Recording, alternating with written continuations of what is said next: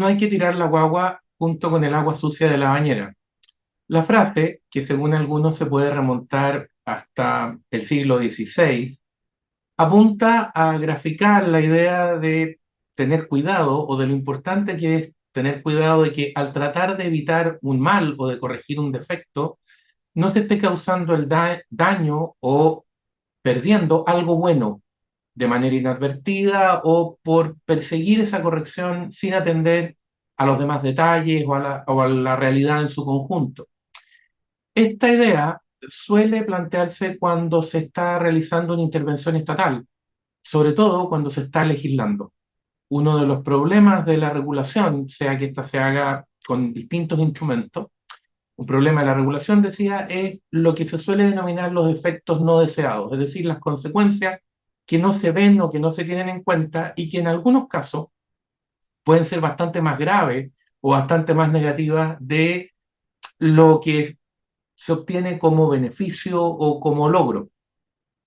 Por decirlo en términos simples, en algunos casos, también usando una frase antigua, el remedio puede ser más caro o más dañino que la enfermedad. Eso es lo que ocurre en ciertos casos, decíamos, con proyectos de ley o con iniciativas legislativas. Y es lo que parece estar ocurriendo ahora con un proyecto que está en actual tramitación en el Congreso Nacional, un proyecto de ley que pretende sancionar la filtración de antecedentes que tengan que ver con investigaciones que está llevando adelante la Fiscalía, es decir, con investigaciones criminales.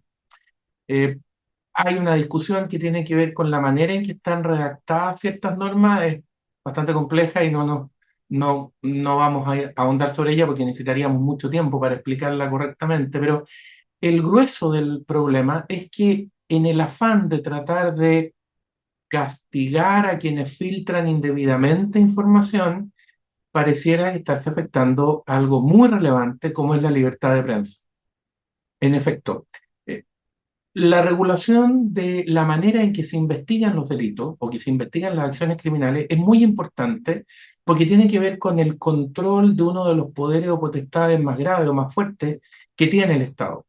Siempre se ha dicho que dentro de, y ahí está por lo demás el origen del fenómeno constituyente clásico, eh, tiene que ver con el poder o con la manera en que controlamos ciertos poderes muy importantes y muy fuertes que tiene el Estado.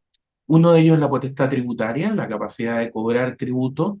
Otro tiene que ver con el uso de la fuerza, lo que modernamente llamamos el monopolio legítimo del uso de la fuerza. Y otro tiene que ver con esta capacidad de castigar, esta posibilidad de sancionar. Por ende, las reglas a partir de las cuales se controla el ejercicio de este poder son muy importantes.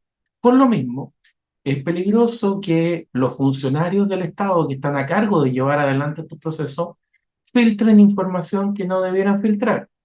Sobre todo cuando se genera la sospecha de que esa filtración tiene por objeto tratar de manipular o puede tener por objeto tratar de manipular a la opinión pública para obtener una cierta ventaja en la discusión ante tribunales.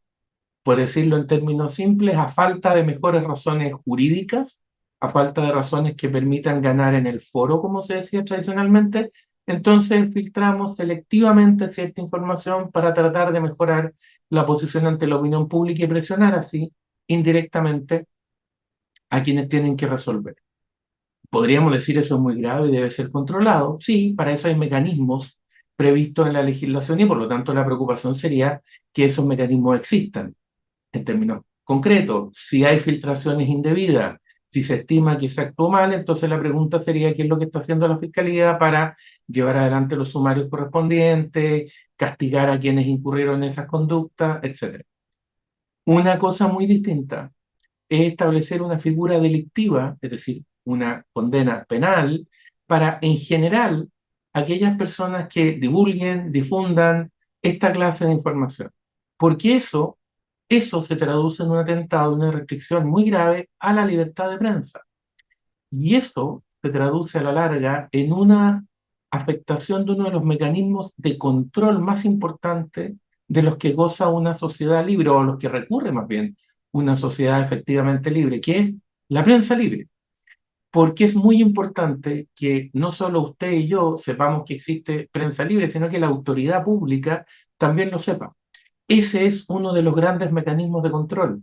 Y por lo mismo, afectar esa capacidad de difundir, de discutir, de poner ideas, aunque esa información no sea del agrado de la autoridad, aunque la autoridad en los distintos ámbitos prefiriera que no se supiera, esa es una tarea fundamental de la prensa. Tan fundamental es que en Occidente, en general, nuestro ordenamiento establece ciertas protecciones o ciertas garantías para la prensa. Una, a la cual nos hemos referido en otras ocasiones, es que la prensa no está obligada a decir la verdad. Si la obligáramos a decir la verdad, entonces la prensa se transformaría únicamente en repetidora de declaraciones oficiales y no podría hacer ni investigación, ni discusión, ni búsqueda de información. Por eso solo se la castiga cuando miente a conciencia, es decir, cuando dice algo falso sabiendo que es falso. ¿A qué obligamos a la prensa? A hacer un esfuerzo razonable para verificar, pero no se le exige el criterio de solo decir la verdad, porque si exigiéramos eso, no existiría prensa.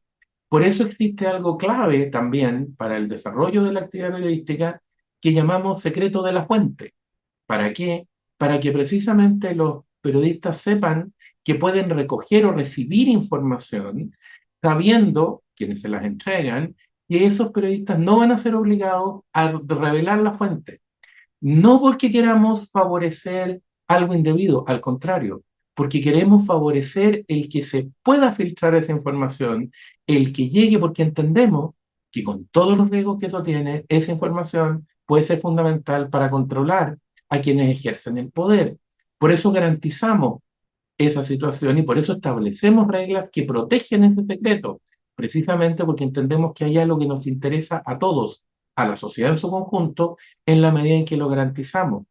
Y por eso, finalmente, cuando se castiga o se exige un control efectivo sobre la prensa en materias de vida privada, por ejemplo, partimos discutiendo si había interés o no público en abrir esa información porque entendemos que quienes ocupan cargos de autoridad tienen una vida privada restringida respecto de lo que sería la de una persona común, restringida en el sentido de con esfera más reducida de protección. No es que carezcan de ella, es que hay más espacio a investigar que lo que habría respecto de una persona común. ¿Por qué?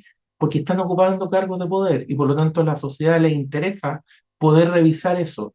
Y de ahí que, como usted habrá visto más de una vez, la discusión en el caso de la presentación de la prensa de estos antecedentes es si había o no interés público. Y si hay interés público, no se puede, no se debe, no corresponde sancionar a la prensa. ¿Por qué todo esto?